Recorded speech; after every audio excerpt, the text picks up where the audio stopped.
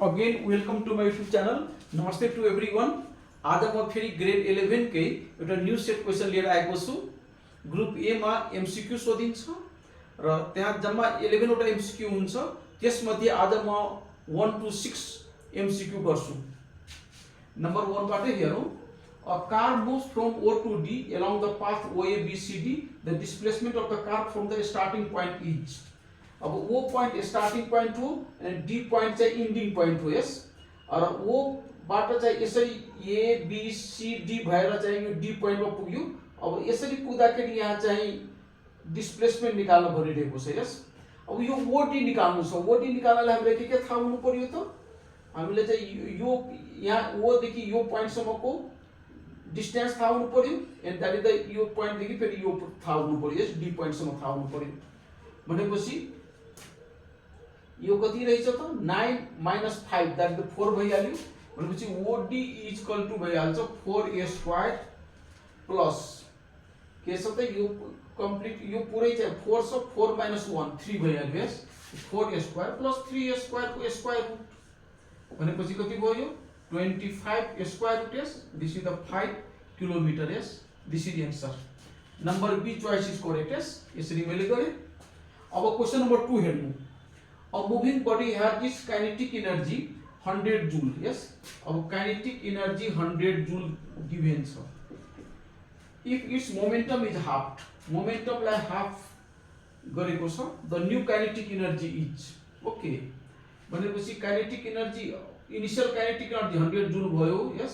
हामीले final kinetic energy Ke prime is equal to what? सोधिरहेछ yes. अब हामी चाहिँ momentum चाहिँ p मानौ पहिला हैन र नेक्स्ट मोमेन्टम चाहिँ p prime is equal to के भइहाल्छ त मोमेन्टम इज हाफ भन्छ p/2 भइहाल्यो यस। अब काइनेटिक एनर्जी के हुन्छ त फर्मुला के रहेछ त kinetic energy is equal to p²/2m yes. This is the formula yes. अब काइनेटिक अब next second kinetic energy ke prime के हुन्छ त दैट इज द p²/k त 2m यस। अब यो p प्राइम को ठाउँमा चाहिँ भइहाल्छ हाम्रो p/2 त p²/4 इन्टु के त 2m यस। अब भनेपछि 1/4 p²/2m भनेको हाम्रो चाहिँ 100 छ। भनेपछि कति भयो त यो 4 छ यस। p² यो भयो 25 जूल यस। यसरी 25 joule this is correct answer yes. Question number 3 मा हेर्नु। The minimum force to be applied on the block of mass m held against a vertical wall so as to prevent it from sliding down the wall as shown in figure is. ल हेर्नु यो figure लाई हेर्नु। यहाँ wall छ vertical wall र यो मास m लाई यसको एगेन्स्ट चाहिँ अडाएर राखिरहेको छ यस। भन्छ कति मिनिमम फोर्स चाहिन्छ यो f जसले गर्दाखेरि यो चाहिँ स्लाइड हुँदैन तल झर्दैन के यो मास m तल झर्दैन। अब यसको लागि के छ यो तल झर्न खोज्यो भने फ्रिक्सन फोर्सले यसलाई ब्यालेन्स गर्नुपर्छ। फ्रिक्सन फोर्स चाहिँ अपवर्ड एक्ट गर्छ mg डाउनवर्ड एक्ट गर्छ। त friction force is equal to mg भयो भने चाहिँ ठ्याक्कै चाहिँ यो अडिन्छ यो तल झर्दैन। भनेपछि यसको लागि हामीले के गर्नु पर्यो त फ्रिक्सन फोर्स भन्नु न f इज इक्वल टु के भइहाल्यो त यसले mg लाई ब्यालेन्स गर्नु पर्यो mg यस। Friction force is equal to के हुन्छ त म्यु इन्टु r यस। ओके यो इज इक्वल टु के भयो त mg यस। ओके यो r भनेको नर्मल रिएक्सन हो र नर्मल रिएक्सन के बराबर f हुन्छ यस। भनेपछि के हो त mu into f is equal to के त mg यस। भनेपछि f यो फोर्स इज इक्वल टु के हो भनेको त mg अपन म्यु हुने हो यस। mg upon mu yes. So this is correct. Choice A is correct. अब नम्बर 4 मा हेर्नुस्।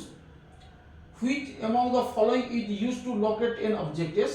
अब यो हामीलाई थाहा छ global positioning system GPS yes. So this is correct. Number C is correct. Number 5 मा हेर्नु अब। The increase in length of a wire on stretching is 0.025% yes.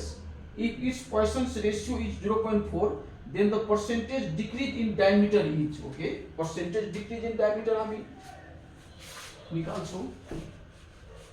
Okay यो पनि सिम्पल न्यूमेरिकल क्वेशन छ हेरौं। ओके नंबर 5 यस यहाँ में increase in length दिइरहेको छ yes percentage delta L by L yes यो इक्वल टू 0.025% छ पोइसन्स रेशियो अब सिग्मा भन्दियो उसको सिम्बल चाहिँ 0.4 रहेछ भनेपछि हाम्रो चाहिँ डिक्रिज इन डायमिटर निकाल्न भनिरहेको छ यस डिक्रिज इन डायमिटर त delta D upon DS equal to what यो पर्सेन्टेजमा आइहाल्छ यस कति पर्सेन्ट हुन्छ percentage decrease in diameter is अब सिग्मा को फर्मुला के छ त that we write yes sigma is equal to lateral that is yes हामीलाई चाहिँ lateral strain upon longitudinal strain yes त लैटरल स्ट्रेन के छ त delta D upon D upon delta L in upon L yes भनेपछि delta D upon D equal to के हुन्छ त sigma into delta L upon L यस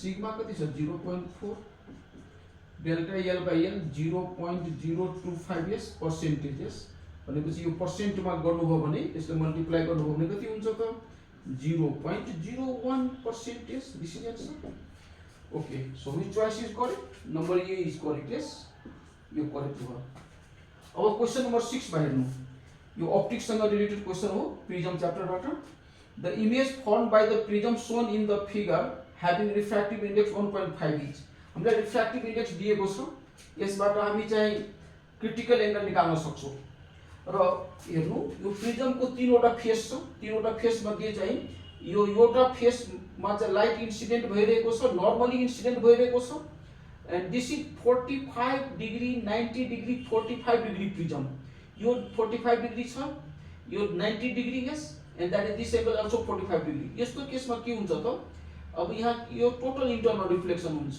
यसले गर्दाखेरि लाइट चाहिँ यसरी ओके ट्राभल गर्छ टोटल इंटरनल रिफ्लेक्सन यस यो 45 डिग्री भएपछि यो पनि 45 डिग्री हुन्छ यस यहाँ नर्मल ड्रा गर्दाखेरि यो एंगल अफ इन्सिडेन्स 45 डिग्री यो अर्को पनि 45 डिग्री हुन्छ र यहाँ पनि फेरि चाहिँ टोटल इंटरनल रिफ्लेक्सन भएर लाइट फेरि चाहिँ जुन डाइरेक्सनबाट आएको थियो त्यही डाइरेक्सनमा फर्किन्छ यस यही फेस भएर निस्किन्छ यस यही फेस भएर जुन फेसबाट इन्टर गरेको थियो त्यही फेस भएर निस्किन्छ यस जसले गर्दाखेरि चाहिँ यहाँ इमेज कस्तो बन्छ भने इमेज चाहिँ सेम साइज को बन्छ र डाइरेक्सन अपोजिट भएको कारण डाइरेक्सन रिभर्स भएको कारणले इन्भर्टेड इमेज बन्छ yes so this choice D is correct yes inverted and same size number D is correct this one okay यसरी हामी चाहिँ 1 to 6 क्वेशन गर्यौ and I hope that this all are beneficial to you thank you very much